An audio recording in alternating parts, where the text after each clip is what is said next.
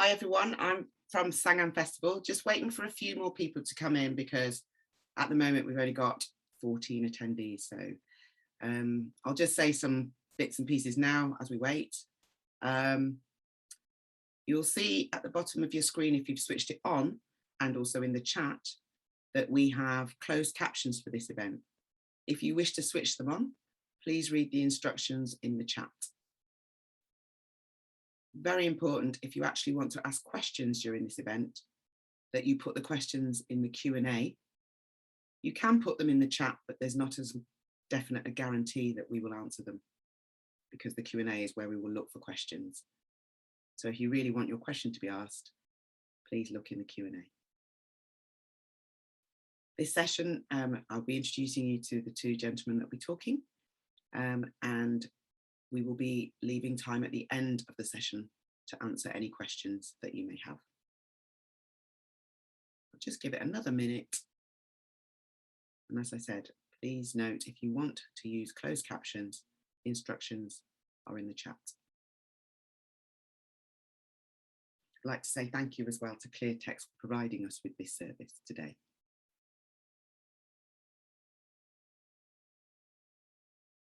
Right, so today we've got a discussion with Vaseem Khan and Dhand. I'm going to hand over to them to introduce each other, to tell you who they are and what they will be talking to you about today. So here we go.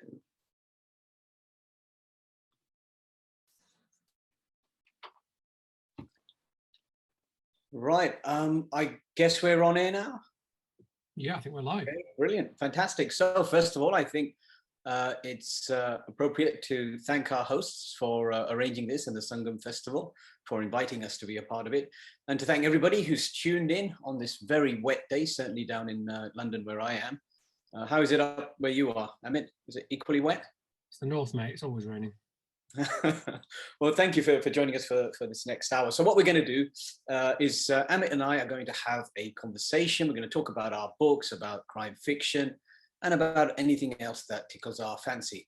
And if you have questions as we go along, as you've just been informed, it would be great if you could pop them into the Q&A at the bottom of your screen, and then we will answer them with in about 40 odd minutes.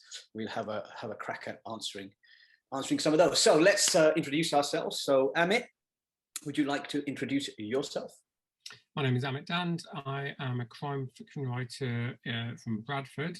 The first 4 of my books are the Harry Verdi series, which have been compared to sort of Luther meets The Wire. So it's dark crime fiction, and I use this canvas of Bradford as a background. My latest book, The Blood Divide, which I'm holding up here, which I can just hold away from the light, is a standalone thriller, which is half set in Bradford and half set in India.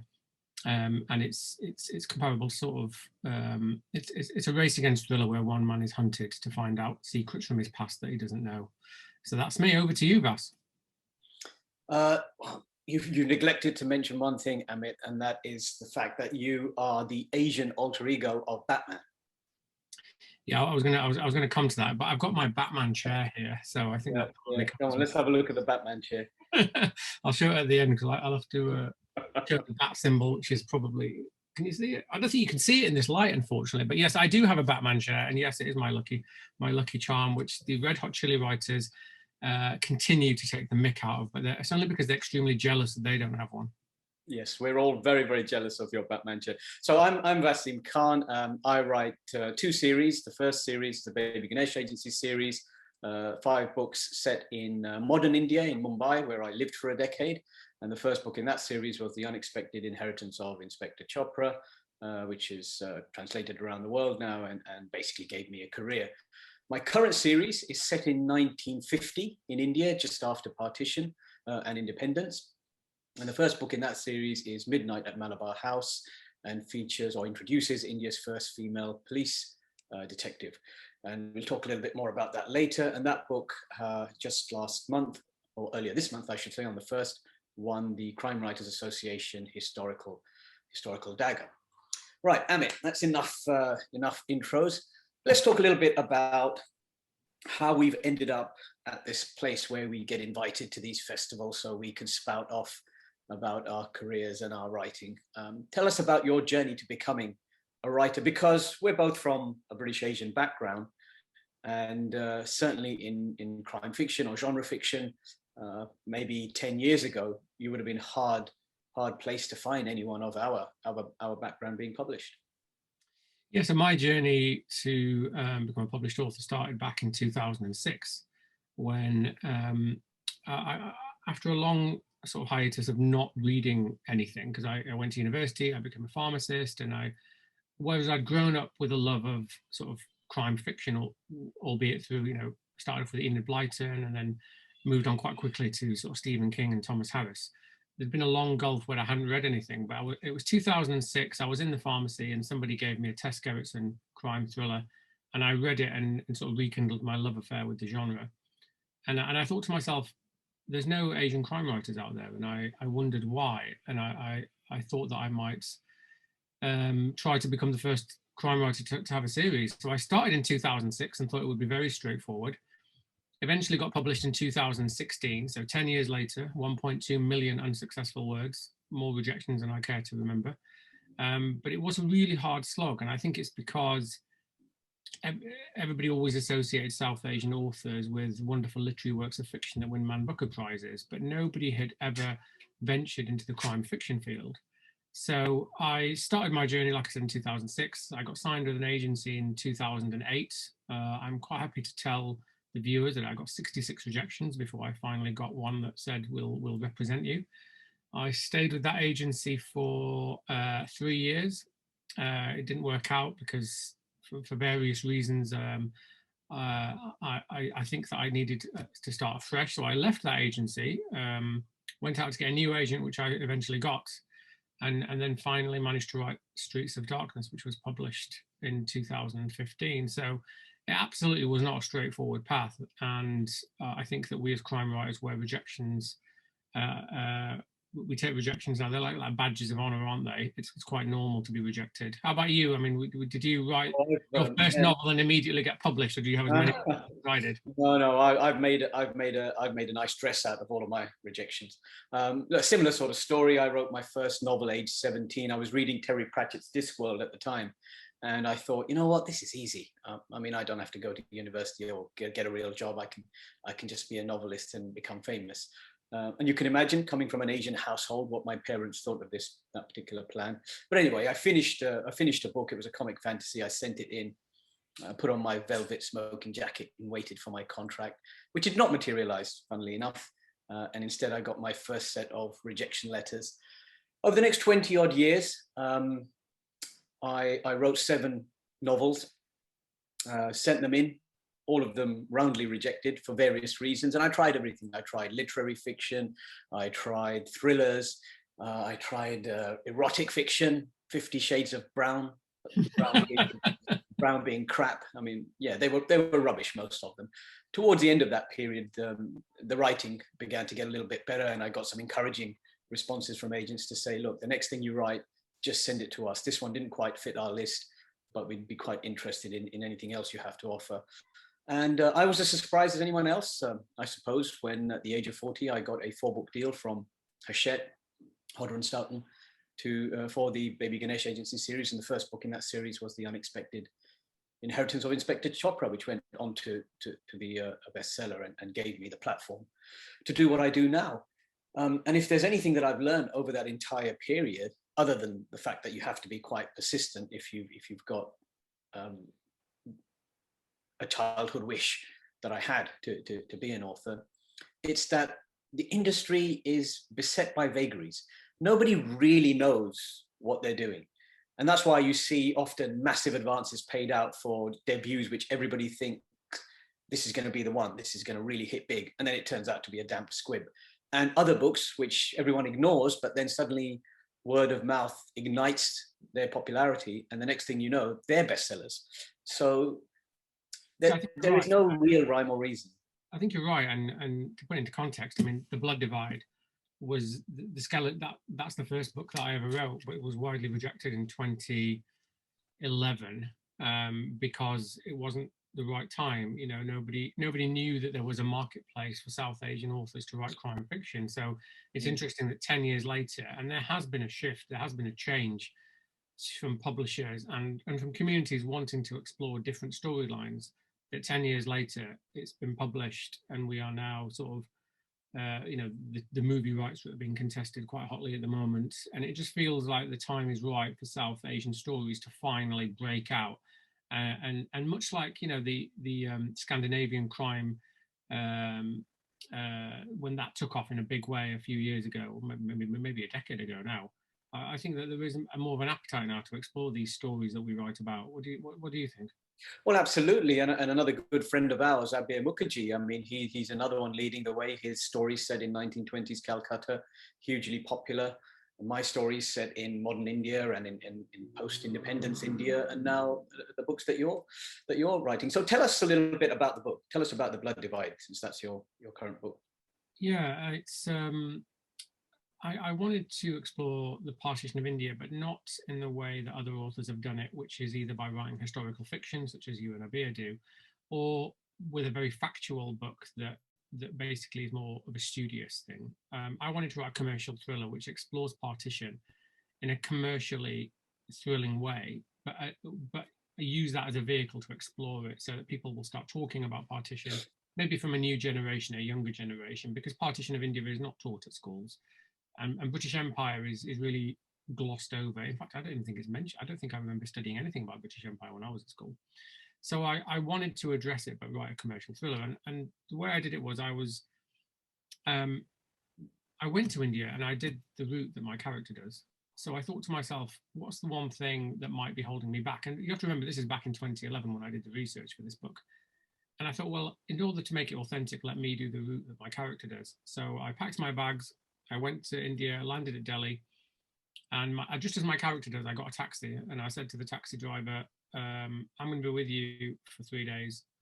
We'll stop where we stop, we'll eat where we eat, we'll sleep where we sleep. And knowing full well that everything that I did would then make it into the book, and I did the real-time journey that Jack Baxi, my character, does.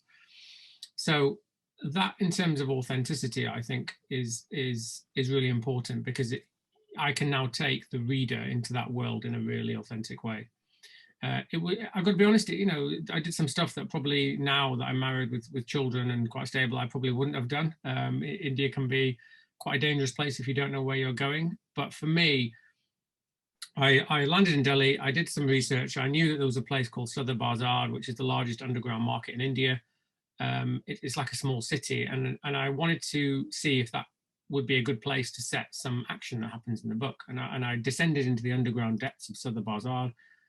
And you've got to remember, it's probably close enough to 40 degrees on the street level. So when you go deep underground, it's probably close to 50, and it was so hot and it was so uncomfortable. But it was an absolute labyrinth of tunnels and networks. So I thought, yeah, this is definitely going to make it into the book. And then from there, I drove to the Wagah border, which is the famous border which separates India from Pakistan. And then from there, we ended up in Amritsar, the Golden Temple, which is where the book finishes. So that was my journey into researching the book. And I think that research is really interesting. I traveled there and did it in real time. You didn't do that, did you, Vas? You spent a lot of time in India. So do you draw on your experiences of living there? Yeah, I mean, when I was 23, I was working with a company here in England, and I was a management consultant, and they got a big contract to go to India, and my boss, who's quite a funny chap, his name was Terry Brewer, and he was from Kent. He was a snowy-haired gentleman, and he walked into the office one day, and he looked around, and as I was the only brown face there, he said, "You know, you look like you can speak Indian. Would you like to come to India with me?" And we went out there, and it was incredible. It was late 90s. India was making this transition from being a largely post industrial economy to the near global superpower that we think of her as today. And for me, I was practically a foreigner. My parents may have been from the subcontinent, but I'd never been to India before. So for me, it was an incredible assault on the senses. And I suppose that's one of the things that I've tried to put into the pages of these books. The series that I'm currently writing is more about looking at the history of where India has come from. So this modern India that we now recognize, and everybody knows that there's been hundreds of years of history and interaction between Britain and England, and a large part of that, during the Raj, was clearly not to the benefit of most Indians.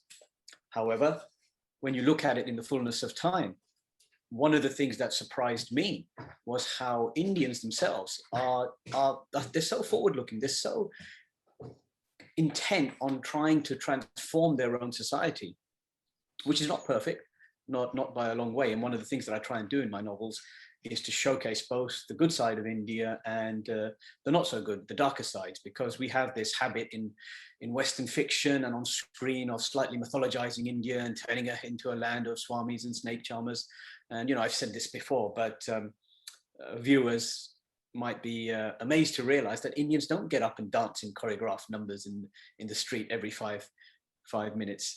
So I try and present a more balanced portrait of what India is now, but also in Midnight at Malabar House, which is the first in the historical series, which is that one. So in that book, what I've tried to do is to look at this period that isn't really looked at in fiction very often. And that's just a couple of years after Indian independence in 1947. Gandhi's been assassinated, Nehru's taken over this country. India has just taken the reins back from the British. And you have to remember that for hundreds of years, the British, they used Indians in their civil administration, but they wouldn't allow them towards the upper echelons of that great administrative structure. So India didn't have the experience of running her own country for hundreds of years. And so what happened was, and this was a surprise to me because I hadn't realized it, tens of thousands of foreigners remained in the country. Some of them because they had been born and raised there. Some were called Anglo-Indians and they knew no other life. And they couldn't have dreamed of coming back to cold, wet, miserable London or Bradford, where they wouldn't have servants and drivers and the rest of it. And others had been invited to stay on or to come to India and to help the Indian government and systems to set up these administrative systems. So for me, that was incredibly intriguing. And in that particular book, Midnight at Malabar House, a senior British diplomat is murdered. And then we have my lead character, Persis Wadia, who's India's first female police detective, who has qualified in a very paternalistic, misogynistic environment. And nobody knows what to do with her. So they put her in the smallest police station, Malabar House in Bombay, along with a whole bunch of other undesirables. And somehow this case lands on her lap and she refuses to give it up. And then the book follows her as she solves the murder, but also we track the developments in Indian society at that time, which for me, it's that particular period that set India on the path to where India is today. Let me ask you a bit about your first series, though, the Harry Verdi series. Now, Streets of Darkness, that's set in Bradford, and you're a son of Bradford, a proud son of Bradford. Why did you set it there, other than the fact that you know the city? I think Bradford's got a really interesting history. It's if we go back a couple of hundred years, it was the richest city in Europe. It had the wool industry, and it was a superpower. And it's a transition between a city with so much glory and so much richness and wealth and prosperity, is that when that industry declines, the city then has to find a new way to exist. And Bradford couldn't, much like many cities up and down the country. I always think it reminds me of Detroit, that in the city which, for car manufacturing was a superpower, and now when you go there, there's all these remnants of that industry, and so you have this amazing architecture in Bradford, you have this magnificent history, but now it's gone, and we had a large movement of immigration into the city after the Second World War. So we've got the largest South Asian community in England. And what that does is it brings a sense of community to the city, and you can now explore how those immigrants made lives for themselves, first of all in the industries, but then when the industry collapsed, whether it was corner shopkeepers or taxi drivers, and the entrepreneurial spirit that the South Asian community brought. So it's a really multicultural city, but it's a city with a lot of darkness to it. We unfortunately have the title of having 2 or maybe 3 serial killers, you know, Yorkshire Ripper, Crossbow Cannibal Killer. We always seem to crop up on the serial killer list as a city. But also we've had, you know, a couple of race riots in the past 20 years. So it's a city which is full of history, but also really interesting. Now, because I've been here my whole life, what better place to set the crime thriller than here? But when I was writing Streets of Darkness, I wanted to create that character which completely dispelled and obliterated the goodness gracious me caricatures that we've all been brought up on, and that the white community, you know, think of when they think of South Asians. They think of goodness gracious me caricatures. They think of Citizen Khan. They think of the Bollywood caricatures and the dancing and the colour and the vibrancy, but that's not reality, right? They're all really, really hyperbolic caricatures which don't resonate with us as South Asians, because whilst we know that world, it's not our day-to-day. Our day-to-day is like everybody else's day-to-day. And creating Harry Verdi was important to me because he didn't exist anywhere. The white community of Jack Bauer, Jason Bourne, James Bond, and the Blood Divide, we now have Jack Baxey. I use those initials on purpose.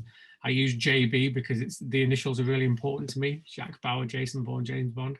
And for me, creating Harry Verdi was that Luther character that we hadn't seen before, but also it put us on the map from a South Asian perspective to say, listen, we've got some really interesting storylines that you might want to explore. So Harry Verdi is a Sikh detective.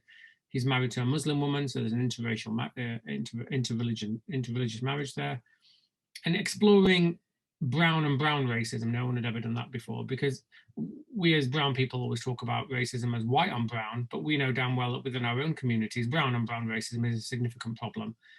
And the Asian community does have the things that it needs to address, whether it's caste, whether it's colour, creed, whatever it is. There are lots of really interesting, explosive storylines that we need to address and explore. And again, there's quite a few non-fiction books written about them. And if we think about South Asian writers when I was first starting to write, it was, you know, Monica Ali, you know, Brick Lane, or it was Salman Rushdie. But where was the real exciting commercial thrillers? And that's the biggest marketplace that we know of in publishing. So Bradford was the right setting for me. It has that Gotham-esque feel to it. I wanted to create Luther versus the new Asian Luther, and the books are marketed as, you know, sort of Luther set in Gotham, and that's exactly what I would summarize the books as. It was, I don't know about you, but you know, that's what I was just really frustrated that there was no South Asian representation on a commercial level. We were always caricatures, and I've got to be honest, it really, really irritated me. It continues to irritate me, but a lot of my motivation for writing was sheer annoyance and fury that we were absent. Well, you're a much angrier man than I am, as we know, because you alluded to the fact that we run a podcast called the Red Hot Chili Writers with Abir and some others, and we always refer to you when you come on the show as the angry ranter from the north. But I understand exactly what you mean. I mean, to be honest with you, I spent 20 odd years, as I said, trying to get published. I didn't really equate that to me being from a British Asian background. Perhaps there were barriers, conscious and unconscious barriers for someone of my background, but I didn't quite equate it to that. What I have learned, though, from being in the industry for the last 7 odd years and having now 6, 7 books out, is that the industry itself has gone through a lot of soul searching in the last few years, and change is happening. It might not be happening as fast as some people would like it to happen, and occasionally mistakes get made. But a lot of the people that I speak to at senior levels around the industry, whether they're editors or management or agents, etc., most are grappling with the idea of trying to bring new voices into the industry because they have realized that there is a problem here.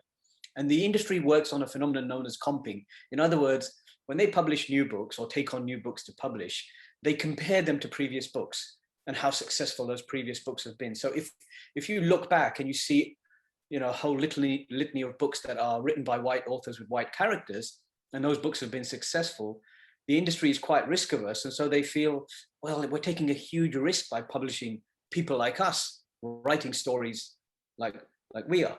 And so it takes a lot to make the Titanic change course. But it is happening, in my personal opinion, and we will see the fruits of that over the next decade or so.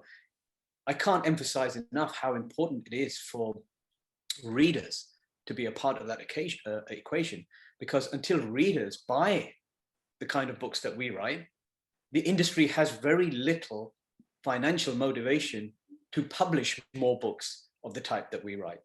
But I think that's slowly happening. Readers are beginning to disassociate the name on the cover or the background of the author from the content of the book. A good book is a good book is a good book. And I know it's all subjective, but as you say, if we as British Asian writers are providing thrillers and crime novels that pique people's interest and make them want to come back for more, then the industry will and is beginning to sit up and take notice. Yeah, I agree with you on that. And I think that, when I first set out writing, I thought I'm going to attract a huge South Asian audience to my books. And it hasn't really materialized that way. Whilst, I definitely have a readership in the South Asian community, the majority of my readership is white. And I do think it's because they probably still don't realize that A, we exist, but B, that we are writing stories that they will be able to relate to. Because the best bits of feedback I get is when somebody from the South Asian community reads one of my books and says, "Oh my God, I can't believe there's somebody in your book called Hardy Singh Verdi," or "I can't believe that there's a girl in the Blood Divide called, Aisha Iqbal." And all of a sudden, even though it's a really simple thing as a name, immediately people connect with it because they know that they're going to be reading about people that like them from their communities. And I think that what you said is really important, that we do need to try and encourage the South Asian community to read more and support all the writers. There's not very many of us in the South Asian community. I'd say in crime fiction, you're probably looking at 5, 10, maybe 10 authors. Yeah, you're absolutely right. There's very few of us, but I'd slightly disagree with you in the sense that I believe there is a big audience of South Asian readers out there, but I believe the industry is yet struggling to find a way of grappling with that audience, of getting to grips with them and making sure that the marketing that they push out also finds those readers. I think that the books that we now write, they have enough content to intrigue both traditional, for want of a better word, white audiences, but also audiences from around the world. That's the way that over the last decade, the digital revolution has skewed fiction. So people can write, an author can write a book set anywhere in the world, and it can find an audience anywhere in the world because it takes 3 seconds to download it on your Kindle. And as people become more acclimatized and attuned to reading stories set in different parts of the world, featuring different types of characters, I think that will only increase. I mean, a simple example of this is my current book, which is the second in the Malabar House series, and it's called The Dying Day. Now, this book has been Hold up.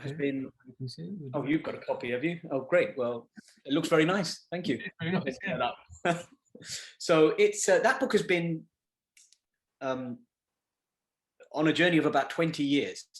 So the story is that a 600-year-old copy of Dante's The Divine Comedy, which resides in Bombay's Asiatic Society, and it's a real artifact, it actually exists, is stolen from the Asiatic Society. And then my lead character, Inspector Wadia, is called in to investigate. And she realizes that the person who's in charge of it, an Englishman named John Healy, he's also vanished, and he's left behind these cryptic clues and riddles, like, as in the Da Vinci Code. If there are any fans of the Da Vinci Code, it follows that kind of journey as she begins to try and track this manuscript, this incredibly priceless manuscript down. And then bodies begin to pile up, and we know that there's a darker force at work in the city. But when you think about that book features all sorts of elements that are not, in a sense, pandering to only the South Asian market. It's a copy of Dante's Divine Comedy that's at the heart of this novel. There's an Englishman who's gone missing. There are Nazis who are involved in the plot at a certain stage. Persis, who's the lead character, yes, she's Indian, but her sidekick is an Englishman named Archie Blackfinch, who's a forensic scientist who's been deputed from the Metropolitan Police Force to come over and help the Bombay Police Service to set up its own forensic lab. And when you go through the plot, it's very much like the kind of plot that you would see in a traditional thriller written by a white crime writer. So I think we ourselves are evolving to suit the sensibilities of the audiences that we're writing for. And that's helping us, but it's also helping more and more people to engage with the kind of books that we're writing. Would you agree with that sentiment? Yeah, it's interesting that you used Dan Brown's Angels and Demons, because he was a source of inspiration for me with The Blood Divide. So again, you know, The Blood Divide for me was born out of a true story that my father told me, and I'm sure many Indians have been told this story about the day that partition happened. A Sikh elder woke up and realized that his village was now in Pakistani territory, and because there was so much violence on both sides being done, you know, Hindus were killing Muslims, Muslims were killing Hindus, and the Sikhs were right in the middle of all of this. Is he woke up and realized that the women in his village were vulnerable, and he got them all together and he slaughtered them all, and they thought it was an honorable way to die. In fact, if you look at search the history, some of them, you know, they felt honored to die this way because for them it was better than going outside and potentially being killed and raped. So I got told the story as a child and it never left me. And I spoke, when I was growing up, I spoke to my friends and they'd all heard this story as well. And I started writing The Blood Divide off of the basis of that story because there was all these whisperings of a secret organization that were born that day to protect and the honor and traditions of Sikh values. So I'd heard all these whisperings and these stories, and then I went to India to research whether it was true. And interestingly, in 2011, the publishing industry was like, oh, we're not sure about this storyline in this book. But then on the, I think it was 50-year anniversary of Partition, no, the 60th anniversary of Partition, the BBC did a documentary and they interviewed this Sikh guy. And he spoke on record about his memories of that day. And I thought to myself, the time was changing then because they were covering partition of India in quite a big way. And I thought to myself, in 2011, the world wasn't ready for the story, but today they are ready for the story because we've come a long way. And I think that it goes back to what you said, that the times are changing and times are evolving. But Dan Brown's book, Angels and Demons, certainly inspired me to write The Blood Divide the way I did, because it's, you know, secret organizations, cryptic clues, a chase across 2 continents. And I was very much inspired by the way Dan Brown writes his books, you know, short, snappy chapters. It was just so thrilling. I couldn't quite believe, you know, how entertaining that book was. And it was the only book I remember that I think I woke up at 5 a.m. just to finish it because I couldn't sleep wondering about how it was going to end.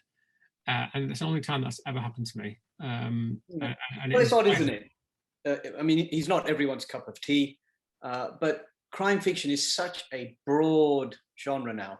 There are so many different subgenres within the crime fiction. We have this conversation, don't we? Because I classify myself as a storyteller, and we always have these jokes in the Red Hot Chili Writers that, you know, we call ourselves writers, and some of the Red Hot Chili Writers call themselves literary writers, and we have these debates about how literary we are. See, I classify myself as a storyteller rather than a literary writer, because for me it's always about the story. It's always about the story. Yes, I'd love to be one of those writers that could create wonderful, luxurious, silky sentences like that idiot Abir Mukherjee or even Aisha Malik writes in such beautiful prose.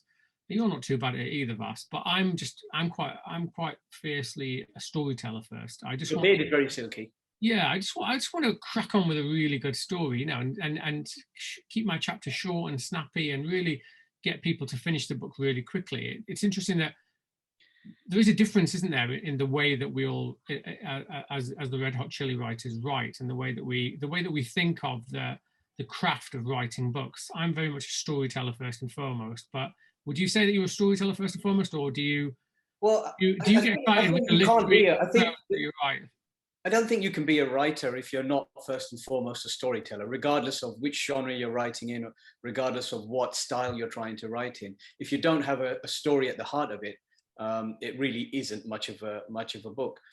I think one of the things that I particularly like to do, particularly with this historical series now, is you do the research and then you have this desire to educate. And, you know, you have to rein it in at times because ultimately you're writing a crime novel and this, you know, you've got to intrigue people and the story has to move along.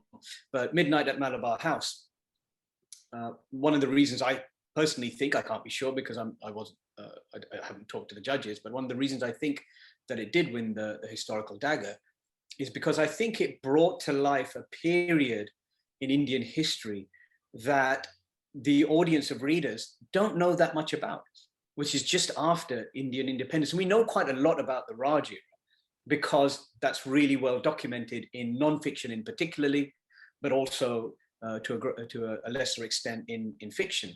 But that period just after 1947, when, like most people, I thought that all the foreigners had up sticks and left, but hadn't. That period is particularly turbulent, and to be able to bring that to an audience and to just use small vignettes and little facts that are not well known to people, and to bring that. And you talked about partition. So, for instance, in that book, Midnight at Malabar House, Persis, who has, she's in her late 20s, so she's gone through that whole era of fighting for Indian independence, seeing the horrors of partition. She reflects on small incidents, and there's one that is a true life incident, which I reference, which was quite horrifying, such as the incident that you described, where a 10-year-old boy is returning from school during the partition riots. He's a Muslim boy, and he's stopped by Hindus, but the opposite also happened, where Muslims killed a lot of Hindus and Sikhs. But in this case, the group of adult male Hindus, they asked the boy to strip because they wanted to check if he'd been circumcised or not, because they wanted to determine if he was a Muslim. And when they determined that he was, they drowned him in a pool of water right there on the way home from school. And those kind of incidents are incredibly typical of what happened during that period, but is not very well known. And I know this because I've been talking about Midnight at Malabar House for the last year at lots and lots of events, and it amazes me how few people, particularly from England and America, where I have an audience, really don't know any of this history. And in Britain, it's particularly surprising because we shared a 300-year relationship, but as you say, we don't get taught any of that in school. No, I think it's not right either that we don't cover this, and I think that we're all writing for a way to try and open narratives and to get people to have conversations about this period, because we cover World War II and the Holocaust and what happened there in such huge detail, and there are so many books written about it, but we never ever cover the partition of India, which had 1 million dead minimum, 5 million people moving. It was the largest migration of people in human history. It never happened before. We had never seen anything on the scale before, yet it's silence when you go to school and nobody ever talks about it. And I think it's really important that we do change those narratives and try to explore these stories, because they need to be remembered, they need to be talked about, and they need to be studied. I mean, lest everybody think that we're really down on this particular topic. The fact is that India has moved on, and if you go to India today, yes, you'll see some of these legacy problems. There's still caste prejudice, and there's still rampant inequality on a scale that we can barely imagine in this country. But there's also this massive economic reform that's swept through the country with globalization, and I'm sure many of our listeners have benefited from the wonders of Indian call centers. And I still remember one of the earliest experiences of being in India with my boss, the older gentleman from Kent, Terry. Every day was a wonder to him. Every day something would happen that would make him burst out with laughter, or that would make him scratch his head. I mean, one day a coconut fell on someone's head, and I know that sounds terrible because it did concuss the poor fellow, but just to think about that, a coconut falling on someone's head, it's not something that that's not within our frame here in the UK. To be honest. And yet a few days later, we were in Delhi, and there was a Ferrari trying to make its way down the road during the monsoon, and the roads in India are washed away because they're built by contractors who pocket most of the cash and then use sort of jam to make the road surface upwards, so it all washes away. And this Ferrari, which, as you know, is incredibly low, couldn't really make any progress, and was holding up this whole river of traffic behind it, including donkeys and goats and all the rest of it. And it was just hilarious to see this side of India, which Yeah, I think, we don't think about. you see stuff in India which just you can't quite believe. I mean, there's a chapter in The Blood Divide where Jack and Aisha, Jack is paired with a 22-year-old medical student. So he's in his late 40s and he's paired with a medical student, and they're both people are trying to kill them both, and they have no idea why, and it sends them on this global chase to find out why. But they both landed in India, and he hasn't been for a long time, and she's never visited. And they're sitting in a car, and this happened to me. I was sitting in a car, and there was lots of children who were begging on the streets, and I found it really difficult to watch them. So I put my hand in my pocket to give them some money, and the taxi driver said, "No, don't do that. Don't do that. You know, you're really going to ruin our journey. They'll just don't do it." And I couldn't understand why he was making a big fuss about this. So this girl came up to the car, and she was knocking on the window, and he was shouting at me not to give her any money. And I was contemplating in my head whether to do it or not. And then, this is unbelievable. It's a chapter in the book. She put her hand in her mouth and she pulled her tooth out, right? And she tapped on the window with this bloodied tooth, and then she smeared blood down the window. She must have been 8 or 9 years old. And for me, sitting in the back of this car, I mean, I just couldn't believe what happened. There's a little girl, and she's smearing her bloodied tooth down there for money. So I wound the window down, and I gave her, I can't remember, it might have been 500 rupees, right? A silly amount of money. And within seconds, the car was surrounded by about 50 kids who had been waiting to see which stupid foreigner would. And I felt guilty almost saying fall for this trick, because it wasn't a trick. She pulled a tooth out of her mouth. So they surrounded the car, and we couldn't move anywhere. And they were all banging on the doors, and they were trying to open them because they knew that this foreigner had money to give them. And we couldn't move for about 15 minutes until the driver literally put his foot down, and they had to move, otherwise he'd have run. Do you reckon if I pull my tooth out now live on air and whack it against the screen, we'll get all of our listeners to send me loads of money? I'll give you 500 rupees if you do that, yes, which is about £2.50? I think. But in terms of, when you're writing fiction and something like that happens to you, A, you know it's going to damn well make it into the book, but B, you simply can't get those types of things happening on the streets of Bradford or on any street in England, I wouldn't think. That level of, I mean, I still think about it, because I think, was it,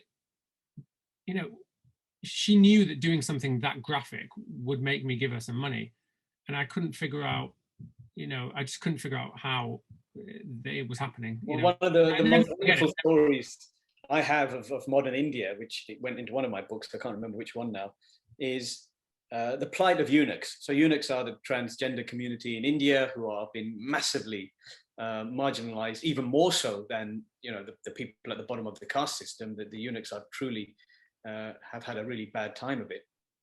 But what's happened in recent years, so eunuchs have this tradition of going to weddings and singing, and people pay them money to go away, because if they don't pay them, they curse the bride and groom. I know, more than that, they flash them, don't they? Yeah, exactly. So nobody wants that to happen. So they pay them money to go away. And what's happened in the modern world is that banks and debt collection agencies have realized the power that eunuchs can exert in this particular area, and they employ them now to go to you if you owe money to a bank or someone else, and the eunuch curses you if you don't pay the cash back. And they've been incredibly spectacularly successful at recovering these loans. Look, I tell you what, it's probably a good time to see if there's a couple of questions for us to answer. Yeah, there's a couple on the Mike Craven was asking you, Vas, why did you choose the Da Vinci Code style puzzle or chase for the second book in the new series? All right. So this is from our old friend Mike Craven, the author of the wonderful Poe and Tilly series, and a damn fine chap, even if we do say so ourselves. Yes, he hosted my last book launch. A very fine writer. Probably why he's here asking us teeing up these lovely questions for us. So, well, look, the book. He's talking about this one, which is The Dying Day, which has just come out, and it's just lovely cover here. So this, look, for me, a really good crime novel appeals to the intellectual vanity of readers, because I read a lot of crime fiction, and one of the things I really want early on is to be set a puzzle, and then as I go through the book, I want to be given the chance to try and solve that puzzle myself before the author tells me the answer. And that happens by the author hopefully setting up some intelligent clues putting some surroundings around them that will allow me to come draw some conclusions, and hopefully one of my conclusions will be the correct one. It's something that you learn with experience how to do. And this particular book, it relies on these riddles that are left behind, these very cryptic clues that a reasonably well-read reader will have some chance of guessing, if not the entire clue, then at least part of the clue. And from the feedback that I've had so far, readers have been really, really engaged with, they keep sending me the answers, because there's a clue there's a riddle that I pose in the acknowledgements, which is part of a competition to get your name into the next book and to get a box of free crime novels. And you can see it on my website at vaseemkhan.com if you're interested in entering. But it's really brought home to me the fact that people really do love to engage with these kind of intellectual puzzles in crime novels. Right, we've got one here for you as well. What do you think about incorporating COVID into contemporary novels? Well, I mean, you're a pharmacist, you know a lot about this. Yeah, well, I mean, I had this thought when I was writing The Blood Divide, because I initially set The Blood Divide in 2021, and then I edited it and changed it and set it back in 2019 before COVID, because it felt almost impossible to write it in real time and not mention COVID. Now, I didn't want to mention COVID because I think that it's been such a horrific 18 months that, I want to escape to crime fiction for escapism. I want to escape the reality of COVID and death and destruction and all that stuff. I just want to be wrapped up. And I was really worried that the moment I mentioned the word COVID, readers would be jarred from the fictional world that I've created into the non-fictional world that they're trying to escape.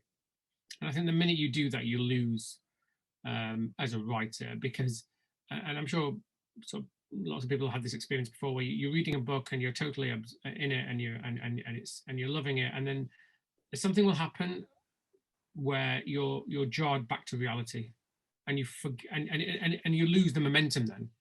And I didn't want to do that, so I won't include COVID in books. I mean, I'm not saying that in a few years' time that won't change. I might refer to it, but for the moment, I want to stay as far away from COVID as possible, because I think that I want to entertain readers and give them a break from the horrors that are out there at the moment. I agree with you. I mean, the feedback throughout the two series that I've written that readers give me, is they go away with a warm feeling at the end of my books. I tend to incorporate a bit of humor here and there in between the darker crimes and the darker environment that I'm describing. And the characters that I have are quite sympathetic. And I think trying to bring something like COVID or another massively disastrous aspect to the novels, I think that might be one thing too many. I think you can do it. I mean, people love a good book about, there's lots of books that have been written about, a virus that wipes out mankind, or zombies, or whatever it is, really dark things. But I think that because it's so acute at the moment, COVID, because we're still living it, I think that to write a crime fiction novel and center it around COVID, or even address it so that we're having to cope with it, I just think it's too acute at the moment. And I'm sure there will be books that come out later on, hopefully once we've passed COVID and succeeded in winning this war, that people will refer to it. But I think at the moment it probably feels too acute. We've got another question here about the way that we conduct research.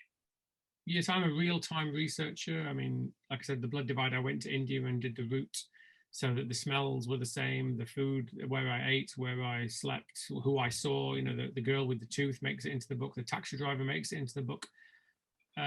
Everything made it into the book, because I wanted to write it as real as possible. And when I'm in Bradford writing the Harry Verdi series, I use real street locations, I use real shops, real businesses, sometimes even real people. City of Sinners opens up with a dead body hanging from the roof of Bradford Waterstones, and the assistant manager there, Jane, I asked her if she wanted to be in the book, and she said she did, so she discovers the body. So for me, I love doing research in a real-time way, and then fusing fact with fiction so that the reader can't differentiate, or has to at least do some work to figure out which bit is fact and which bit is fiction, because it makes them more involved in the writing of the book. So my research is very much as real as possible. Yeah, certainly in my first series, which is set in modern Mumbai, The research is largely my own experiences of living in India for a decade, and Chopra, Inspector Chopra, the lead character, is very much a reflection of myself, because he's a rigidly honest man in a sea of corruption, because the Indian police force, as you know very well, is known, rightly or wrongly, for its rather sad and bad reputation for being corrupt and incompetent. And it never sat well with me while I was in India, looking at the social injustices that I saw around me, the inequality. And, you know, if you were rich and famous, you could get away with anything up to and including murder, as we've seen famous cases of film stars getting away with homicides, etc., etc. And, you know, Chopra is a reflection of my own angst at seeing that kind of thing unfold in a society around me. With historical fiction, it's obviously slightly more difficult, because you do have to go back into the record and you have to try and dig up a lot of information. And there's lots of ways you can do that. You can read books that are written about that period. You can read books that are set in that period. Social media has been a great one. There's lots of nostalgic social media forums now, Facebook sites, etc., where people are reflecting on old Bombay, for instance. That's a really good one. Or the stories of the older generation who lived through those times. And they're wonderful to trawl through if you're writing about a particular era. What it all boils down to, obviously, at the end, is when you've got such a mountain of information to sift through, is how do you know which bits to take out and which bits to leave in? And I think that just comes with editing and re-editing and some experience, and then having people read it and rereading it, so that you realize when you've dumped too much information that's not really helping the plot or setting the scene for the plot in any way. Yeah, I think I'm conscious that there's probably people watching this podcast who want to write a book, and I think what you just said about editing is really important. And I think that I'll ask you this question, but I'll answer it first as I answer it. Is what's the biggest tip that we can give to people who want to write books? And for me, the thing I would say is the biggest hint that I've got is to finish the book, go from A to Z. It doesn't matter. The first draft is always horrendous. It doesn't really, my first drafts don't really make that much sense. But until you actually get to the end, until you can write the end, that's when editing starts to come in. And I think that Stephen King's book on writing is a really important tool. And he always says that your second draft must be 10% lighter than your first draft. If it's not 10% lighter, you're not editing hard enough. And then your third draft should be 10% lighter than your second draft. So I think the editing process that you said is a skill in itself, but I think that just to use those two blunt tools, that second draft 10% lighter than first and third 10% lighter than second, is a really important thing. What about you? Any tips or hints for? Well, I think the best tip that I can give after all of those 2 decades of rejection is that you really have to sit down and evaluate 2 things. The first thing is, have you written enough to raise your level of ability to structure a novel to the point where it's publishable, if you're trying to get published? It's unrealistic, and we are all unrealistic. I was unrealistic when I was younger, to believe that the first time you sit down as a very young person who's not had much experience of reading or writing, and to write something that's going to be worthy of being published. So you've got to be slightly realistic. It's very hard. And that's where having a group of friends and fellow writers, and that's possible now. It wasn't possible when I was young because there was no internet. Now you can find writers groups where you can go on and you can read each other's work and critique each other. So helpful. Do that and help to improve your own prose and your ability to structure a novel and get it to the point where, agents will look at it and say, you know what, this is publishable stuff. Now let me look at the idea. And that's the second piece of advice. You've got to write something that really inspires you. All of those years that I was writing books that I thought the market wanted, trying to chase what I thought the market wanted. I'm not saying that that's the wrong way to go, because clearly there are trends, and sometimes you can come up with a great idea that follows a trend, and that will, make your fortune for you. But more often than not, if you're writing something that truly inspires you and that you believe in, whether or not it ever gets sold, the experience of writing that will be incredibly positive and beneficial to you, because you will enjoy almost every single day of that experience of putting those words down, of putting that story down, because it means something to you. And you know, that's why I write these books about India, because I lived there for a decade and I want to communicate what I learned in and this lovely, hopefully interesting package of crime and thriller. You got to love it. You got to. It's a marathon, isn't it? Not a sprint. And nobody wakes up in the morning and goes and runs 26.2 miles. You do 1 mile, then the second, then the third, and you practice and you rehearse. And I think writing a book is a marathon, not a sprint. It's really important that people realise that. We've had one more question come in. So before we close, so this one is it's no name, but it's a very intriguing question. So it says, you mentioned that the publishing industry isn't reaching your South Asian audience, and that more of your audience is white. Have you any ideas how you can address this? You may not have an answer, but it's a challenge. Yeah, I think that TV is the answer, because we know that more people watch TV than write books. And I think that a lot of people will turn to books once they've watched a TV show. You know, if you think about The Handmaid's Tale, you know, that book hit the bestseller list because the TV program was on, and then everybody went and read the book. Dan Brown, you know, I think that the thing that we need to crack as a South Asian community, and some of it's not within our control. And you're talking to someone who is moved into screenwriting at the moment. I've been doing it for a couple of years now. Is we need to get our books onto television, and that will then, a South Asian community will realise that this is based on a book. They will then go and buy the book and read the book, and hopefully they will then fall. Well, they will, I'm sure of it. They will fall in love with crime fiction reading. For me, the single most important thing is that we are making inroads in fiction, in publishing. We now need to make similar inroads into the TV and film market, and I think that is the secret to this. Yeah, I couldn't agree with you more. One of the things that often frustrates me is that whenever you see a show over the last decade or so that involves British Asians, it's usually to do with honor killings, domestic violence, or terrorism. Yeah. I'm not saying there's anything wrong with that. Clearly, those shows have an audience, and there's some great stories to be told there. What slightly frustrates me is that those seem to be the only stories that the BBC or other outlets will commission to be put onto screen. So until that changes, and the likes of Streets of Darkness or The Dying Day, The Midnight at Malabar House, until those begin to hit the screens, I think that we will struggle slightly to make inroads into that South Asian audience. Right, I believe our hour is up. And that neatly brings us to the end of it, because we've answered all the questions. So a huge thank you from me for everybody who's tuned in and spent this very pleasant hour with us. Yes. Sorry, go on, Amit. No, I was going to thank Vaz and thank Radio Sangam for organising this, and I hope that the viewers have been entertained and we've answered their questions that they had. Hope so too. And I'm just about to pop into the chat for everybody a questionnaire. If you could complete it, you will probably receive an email as well after the event, but I'll just put this in there now for you. And I'd like to say a big thank you to you both. Very interesting talk. I will confess that last question was from myself, because I thought it was quite an interesting question to ask. And thank you to everybody that's attended. And reading some of the chat comments, it's been well received. So this has actually been recorded, so we will also hopefully be able to send out a link to everybody to be able to watch it if you hadn't seen it live, or to share with people. And I'll be sending it to you both as well. Okay, again, thank you very much. Thank you, everyone. Cheers.